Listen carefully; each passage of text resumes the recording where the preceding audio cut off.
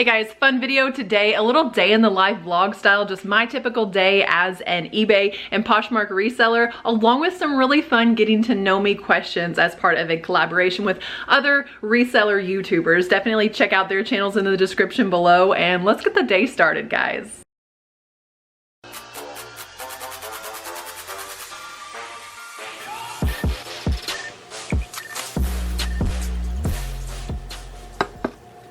You gotta start the day with coffee, am I right? Like, comment below if you start your day with something other than coffee, and then we'll all make fun of you in the comments. I'm just kidding, I'm not gonna make fun of you. Okay, so the first question that Jennifer asked is how long I've been reselling, and I am so tired of dodging this question because I'm not sure.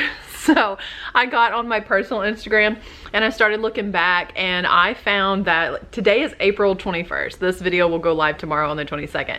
But the post that I found from the very first thing that I posted that I listed was April 21st. Lo and behold, 4 years ago today when I posted the first item. So guys, I've been reselling for over 4 years now.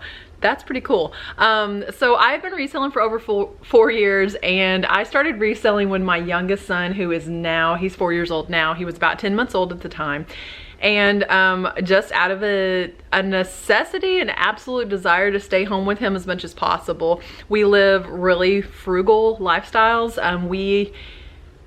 I don't want to say that we're cheap, so I will stick with frugal, but that allows us a lot of financial freedom to like not be slaves to a clock and have to clock in. And it allowed me basically the freedom to be able to, at that time, I was still working more full-time on a different job. And I remember telling my husband at the time, if I could just start making enough on eBay to pay the grocery bill, that would be amazing. And so at the time, it was like around $100 a week or so is what we were spending on groceries. And so I wanted to make $400 a month. I remember that. And it happened really, really quickly with not a whole lot of effort. And I thought, you know what? I think I can start to separate myself a little more from my job and a little more from my job. And to answer Jennifer's next question, do I do this full-time or part-time? I think that's different to everyone. I see some people making $80,000 a year reselling on eBay, and they consider themselves part-time. So with some people, they consider how much time they spend. Some people consider how much money they make. And what is a full-time income to you? It's not a full-time income to me. I live in a very rural community, and the cost of living here is pretty inexpensive. So, you know, what is a full-time income to someone out in California is not going to be the same as a full-time income to me. And I think I wasn't considering myself full-time, maybe because of the hours that I put in or something. I'm not really sure. And recently, a lot of people have been referring to me as this full-time reseller, and I was like, you know what? Like, I am a full-time reseller. This is my main business. I have several different sources of revenue and income, but this is the main one. This is the one that takes the most amount of my time. This is the one that I enjoy the most. This is the one that affords me the most financial freedom. So yeah, I am a full-time reseller. That was a long way around to that question, but I just wanted to touch on the fact that everyone considers themselves full-time at different levels. And so for me, yeah, this is my full-time gig. I resell independently. I do not have a business partner. I do not have any family members that resell with me. I resell on eBay and Poshmark. I did delve into Mercari once, but like I didn't understand what I was doing wrong, because like I put my listings on there and there's not a whole lot you can do. It's not like Poshmark where you share. And then Mercari was just like, your listings are stale and just sitting here, and removed them. I'm not really sure. I probably wasn't working it like you need to be working it. I'm not really sure what I was doing wrong. So I think I tried twice listing on Mercari, and maybe I should try it again. eBay and Poshmark are my two main reselling platforms. eBay is definitely my favorite, just because, I mean, guys, who has all that time to be sharing listings on Poshmark? Poshmark is a lot of work, and the buyers, I feel like, you can find a lot of buyers that will pay up on Poshmark, but you find a lot of people trying to get something for $5 with free shipping on Poshmark. All right, guys, my office is actually located in the basement. So every day, once everyone's off to work and school, I come down here and get my shipments ready, because my post office takes off everything by 11:30. So I need everything to the post office by then.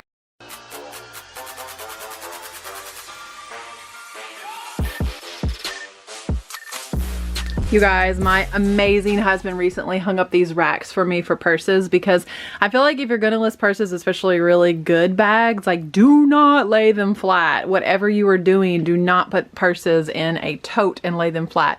They need to maintain their shape, and then the straps also need to maintain their shape. So I feel like this helps. It just helps. It just helps. So consider getting, these came from the Dollar Tree, and I hung one there and one here, and I just hang the bags directly on there, and then this dust bag also. Do you like this system? Give me a comment if you store purses a different way. And then also, while we're talking about not storing purses laying down, don't store leather goods in bags. Like, we all put, you know, our items in these little bread bags and then store them. Like, all of these hats are listed and ready to go.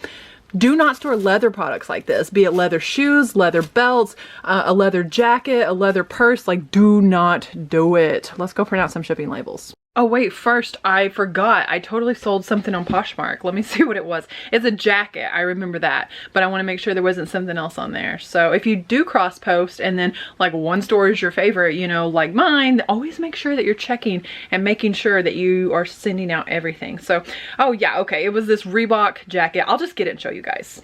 Guys, I have like 770, varies between that and 800 listings, and this system has not failed me yet. Dresses, jackets, women's pants, those are men's vintage tees, men's shirts. Like, this hasn't failed me yet. I don't have to do custom SKUs with this. When I go to get a jacket, guess what? It's in the jackets bin.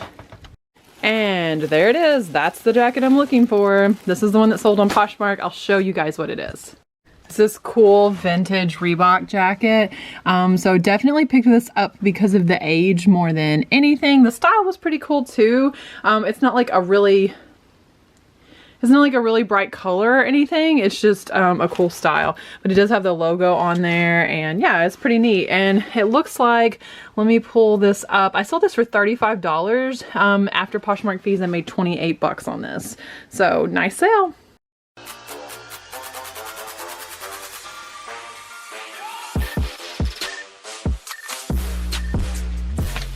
One of my favorite boxes to use for POSHMARK are the boxes that already have sticky on the flaps, because I don't have to use my own tape.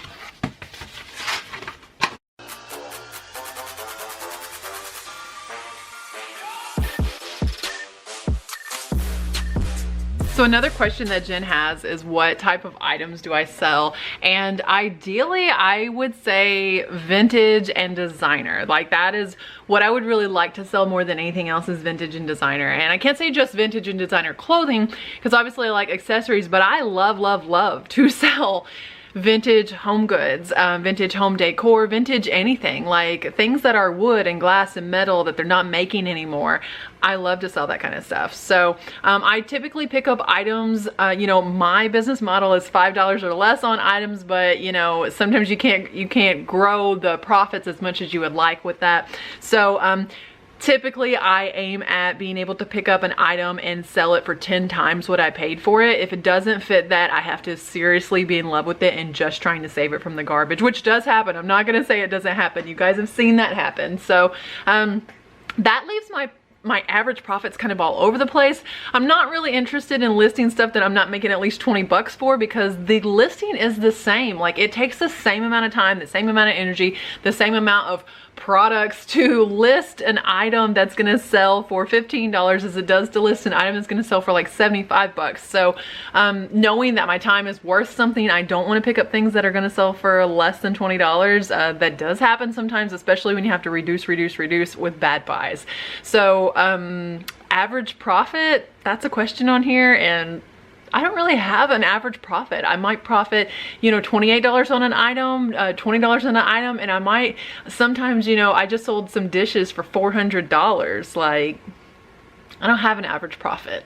I should maybe work on an average profit. Should I work that into my business model? Do you guys have that as your business model? I mean, I have a low point and I won't go under that. Is that your business model, or do you work for an average profit?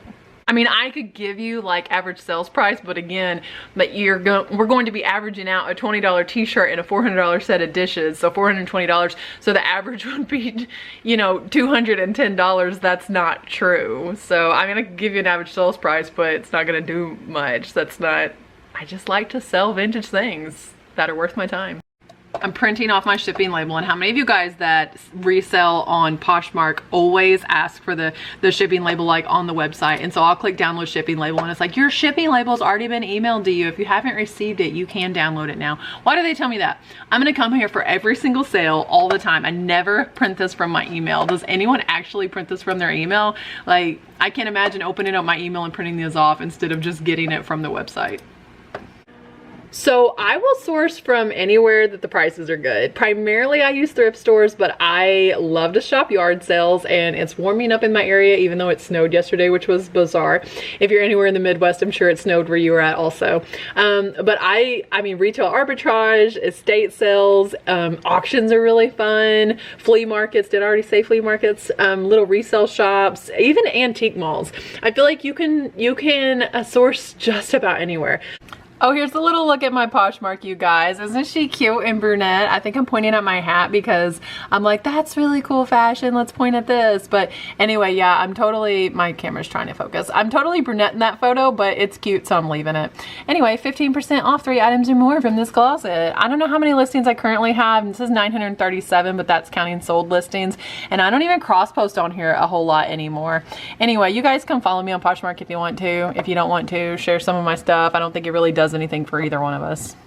Guess what I'm mailing out today? Photos inside, do not bend, use caution opening with sharp tools. This is my custom watercolor portrait that the folks bought at auction. All of the money goes to the county children's home, the foster children's home in my county. So anyway, they should get this in 2 days because they live in the same state as me, which is super cool. And I had so much fun painting their family. I don't know if they're watching this, so I don't know if I should show you because this will air a day before they actually get it. Like, I think they're gonna get this on Friday and this video airs on Thursday. So maybe I'll just, after I know that they've already got it, I'll put it on my Instagram. So follow me at Reseller Rachel Strickland over on Instagram if you wanna see what their family looks like, all painted up in watercolor. Ooh, I get a lot of questions about this priority mail tape, this tape. And because you cannot get this free on the USPS website, so I'm just gonna tell you how I got this. Be nice to people.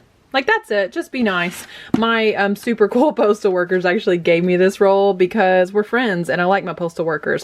You don't have to love USPS to love your postal workers, okay? Be nice to people, that's the tip. I told one of the viewers, Anne, that I would send her these over your glasses because I went to mail these and I noticed that they had that little scratch right there, so I didn't want to send them out, and so I told her I would mail them to her, and I keep forgetting to mail them to her. So we're gonna get these in the mail to you today, Anne. Ooh, I want to show you guys one of my favorite ways to score cardboard. So these glasses need a little bit of extra protection, but I don't have a box a good size for them, so I'm going to make my own little box to wrap inside of a poly mailer before I send these off to Anne. And this is a good width. This is the width of the sunglasses. So what I'm gonna do to score this is just lay it on the edge of the table here, go about how deep that I need, and just push down, and it gives one perfect straight edge score that you can now bend the other way.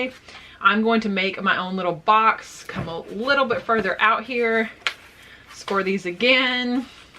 This one needs to be about the width the first one was. Score this again. This one was a little bit bent, so we'll see how this works. And score it one final time. Let's cut. And I should have a good little custom size box now.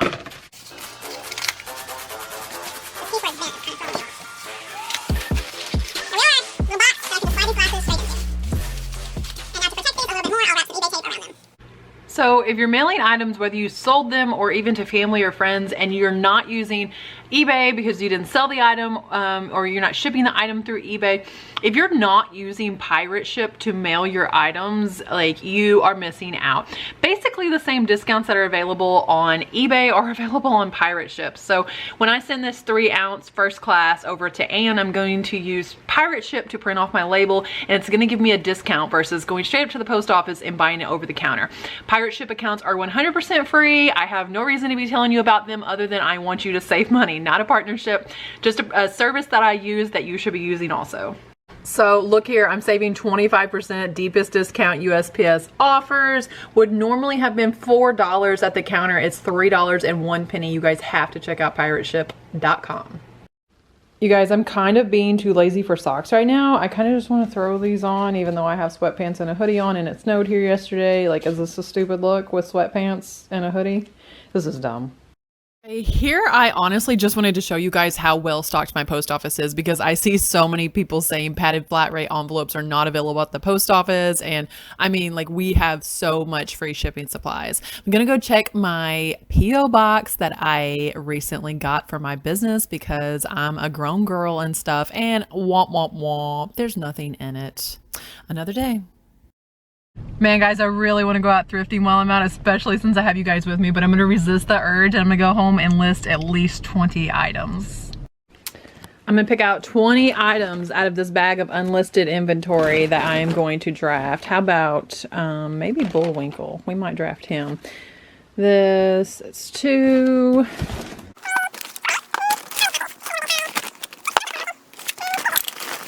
Yeah, as it turns out, there's only like 21 items in this bag. So I'm just gonna put everything back in the bag and I'll go sit down and draft everything in this bag.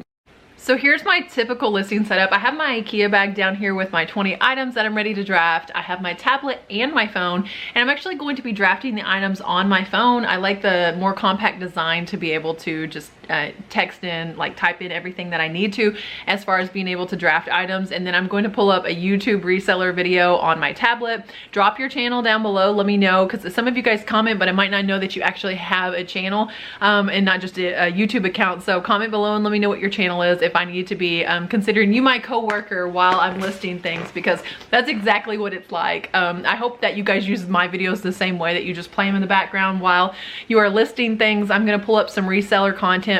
One of the questions that Jennifer had is, do you listen to podcasts? And if so, what reseller podcast do you listen to? I have listened to Triple Thrift podcast a couple times in the car, and that is a pretty good one. Generally, when I listen to podcasts, and I do listen, it's while I'm running, so it's kind of my escape from work. I don't really listen to reseller podcasts. I do listen to business podcasts a lot, though, especially if I'm in the car and driving. And NPR has a series called How I Built This, because I think you can listen to lots of different business podcasts and not just reseller content. And there are certain business theories and certain principles of business that are going to apply to pretty much every small business. So, and just the work ethic that Guy Raz interviews entrepreneurs basically and how they started their businesses. So I definitely recommend that. It's by NPR. It's called How I Built This. So I like that one, but most of the time I catch resellers on YouTube. And thank you guys for watching this video. If you like it so far, definitely give it a thumbs up. If you're new here and you are coming over as part of the collaboration, I'd love to have you here. Stay around and check out some of my other videos and consider subscribing to the channel. I post about 3 times a week, and I'd be thrilled if you were a regular, turning on notifications and subscribing, and you could be notified every time that I upload. Oh my goodness, can you believe it is 10:35 at night now? I definitely got everything. I'm talking a little quiet because my youngest, who's 4 years old, is already in bed, of course. I got everything drafted earlier, but I didn't get my pictures taken, so they're not listed. I actually had to run off to a high school baseball game. My oldest, who is 14, yes, my kids are 10 years apart, but my oldest had a game that was scheduled for yesterday, but that weird snow happened, so they rescheduled it for tonight. And you know what? I'm not mad about it, because it's exactly why I resell, was to spend more time with my kids, remember?